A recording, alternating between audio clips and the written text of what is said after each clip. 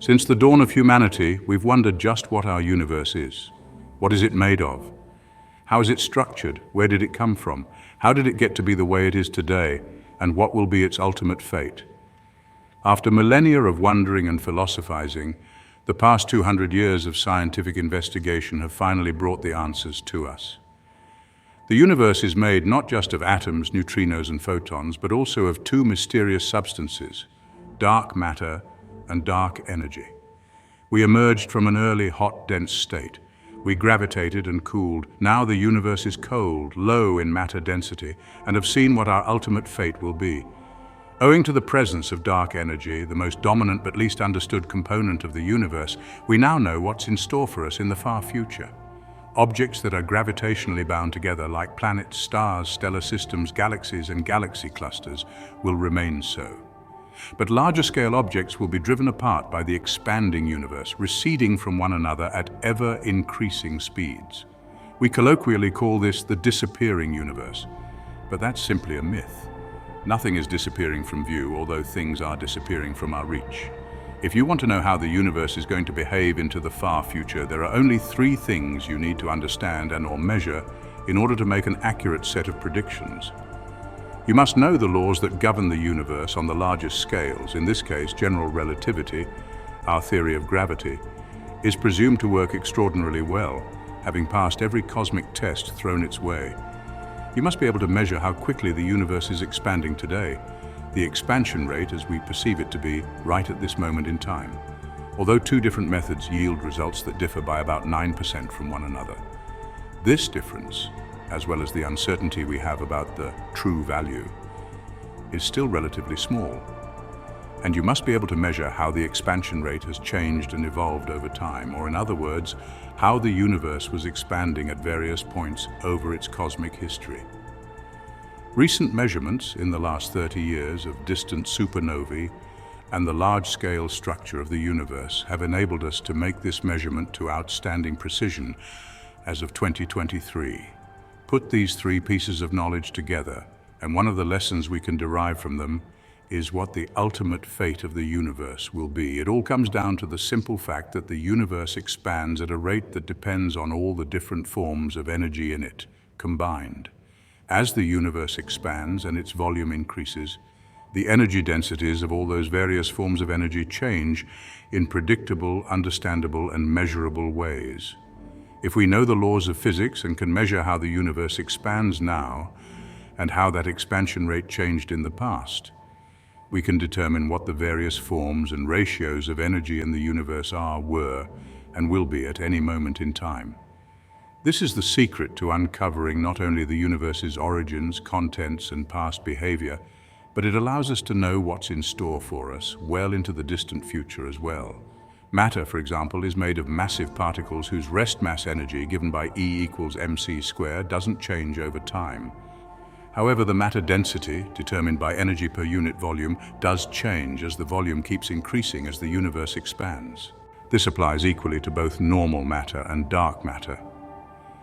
Radiation density changes even more severely, as not only does the volume for each quantum of radiation increase as the universe expands, but the energy per quanta drops as the expanding universe stretches the wavelength and hence decreases the energy of each photon. But dark energy is different than all of these. In fact, dark energy's defining property is that it functions not as something made out of particles, something that gets less dense as the universe expands, but rather as a form of energy that's inherent to space itself. Regardless of what dark energy's nature is, a new field that's inherent to space, a form of energy that gets newly created as new space gets created in the expanding universe, a manifestation of the zero-point energy of the quantum fields present in the universe, or a positive cosmological constant that shows up in Einstein's general relativity. Its measured properties are consistent with it having a constant energy density. As the universe continues to expand, all the other forms of energy within it see their densities drop, but dark energy's density remains constant. Early on, radiation was the most important form of energy in determining the universe's expansion. After about 10,000 years, matter, both normal and dark combined, became the dominant factor. It was only after billions of years that matter diluted enough so that dark energy could become detectable. Over the past 6 billion years, it's become the most important component in the universe, primarily determining how it expands. We can now state with a very strong degree of confidence that dark energy really is neither increasing nor decreasing in density over time, something that the future Nancy Roman Observatory should be able to constrain all the way down to the 1% level. This allows us to infer the fate of the universe, which is as follows. Regions of space that attracted enough matter into them to exceed the cosmic average by a critical amount, about 68%, become gravitationally bound, which leads to structures like galaxies, galaxy groups, galaxy clusters, and even collections of clusters. Individually bound regions that aren't bound to any larger structures, like our local group of galaxies, which isn't bound to a larger group or cluster, will expand away from one another forevermore. And that if you measure any one distant, unbound object over time, you'll find that it appears to recede from us faster and faster as time goes on, as its redshift and inferred recession speed only increases with time. That last point of a distant unbound object appearing to recede faster and faster from any other object that it's not bound to is where the idea of an accelerated expansion to the universe comes from. But the implications that come from an accelerated expansion of the universe are not necessarily what you might intuit, even if you're an astrophysicist yourself. If the universe didn't have dark energy, if it were composed of various forms of matter and radiation alone, things would have been a lot simpler. As time went on and the universe expands in a dark, energy-free universe, the expansion rate, measured in speed per unit distance kilometer per second per megaparsec, would asymptote to zero. Any distant galaxy anywhere in the universe would seem to slow down over time as far as its apparent recession speed went.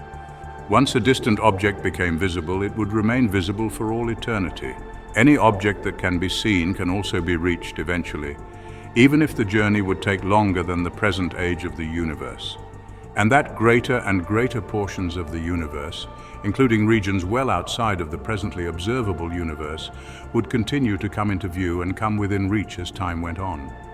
All of these things, so intuitive and simple in a universe without dark energy, need to be questioned and re-evaluated in the modern context of a universe with dark energy. Once you add in even a sprinkling of dark energy, no matter how tiny the amount, many of these features change. With even a small initial amount of dark energy, you're guaranteed that, as the matter and radiation density drop, the dark energy density, which remains constant, will someday become dominant, as there's no limit to how dilute the matter and radiation in the universe will get. With dark energy present, here's how each of those earlier facts change. The expansion rate in kilometer per second per megaparsec doesn't asymptote to zero, but rather to a finite positive value that's greater than zero. Any distant galaxy unbound from the observer will recede for all eternity, with its apparent recession speed increasing the farther and farther away it gets. Once a distant object becomes visible, it remains visible, but only as it was long ago in the past. What's happening today in a distant galaxy isn't necessarily visible to an observer. Only objects that recede at speeds below a critical threshold, necessarily below the speed of light, can ever be reached by an ambitious space traveler. Much of what can be seen can never be accessed, and that only a finite volume of space beyond what's presently visible will ever be observable even as an arbitrary amount of time passes. This is a very different story from the one that would come to pass in a dark, energy-free universe with astounding implications for what the far future of the universe holds. One way to view the universe is as a great cosmic race. On the one hand, there's the initial expansion, which works to drive all the objects in the universe apart from one another. On the other hand, there's gravity, which works to attract everything back together. The Big Bang, the moment at which this race begins, is like the starting gun of this race. If your universe has too much energy, you'll overcome the expansion, leading to a recollapse. If your universe has too little energy, the expansion will easily win, driving all the bits of energy apart before any stars, galaxies, or bound structures can form. On small cosmic scales, there are regions where gravitation wins, leading to stars, galaxies, clusters of galaxies, and more. But more regions where it loses, leading to empty regions of space or cosmic voids. The light from distant objects gets emitted in all directions, and as time marches onwards, there's a finite distance that light can reach at each moment. If there were no dark energy, the initial expansion and the effects of gravity would have balanced, leaving the universe's expansion rate to asymptote towards zero, but never to cease, reverse, and recollapse. With dark energy present, however, there will be a minimum recession speed reached by all objects, and then beyond that, they get driven farther and farther apart. As a result, only objects within a finite distance can ever be seen.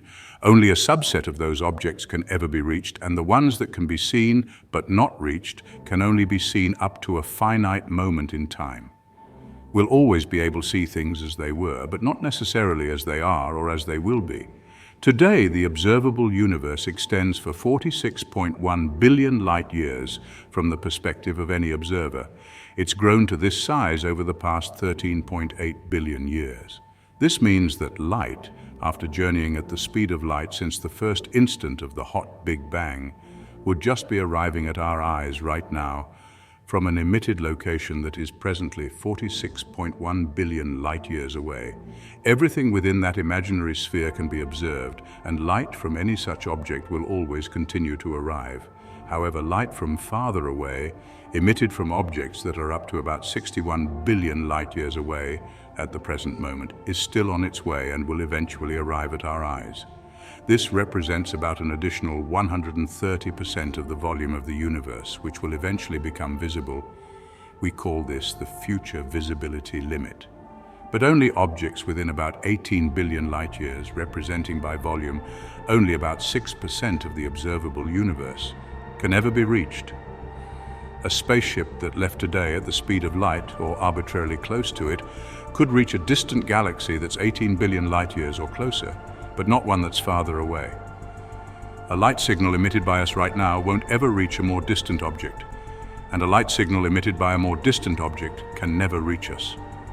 All told, this means there are 4 different categories that objects fall into, depending on how far away they are and how strong dark energy is relative to the other forms of energy and the expansion rate in the universe. Objects that are still receding slower than light can be seen forever and reached for now, so long as they're closer than 18 billion light-years away. Objects being driven away by dark energy can't be reached even now, but their light has already arrived and will continue arriving for as long as we're observing. We can see these objects as they were, but not as they are or will be, corresponding to objects between 18 and 46 billion light-years away. Some objects that can't be reached and can't be seen, if they're close enough to our present cosmic horizon, will have their long-ago emitted light arrive someday in the future. These objects will be observable in the future, but aren't yet today, and correspond to objects between 46 and 61 billion light-years distant. And then there's that last category of objects whose light has never arrived and never will, which corresponds to everything over 61 billion light-years away today.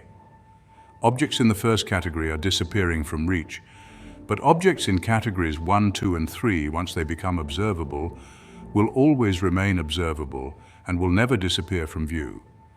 Our ability to reach or communicate with objects beyond a certain distance is what's disappearing, but the objects themselves will always remain perceptible. And that's the truth behind the myth of the disappearing universe. Thank you so much for joining us today. See you soon again in the next video. Until then, good night.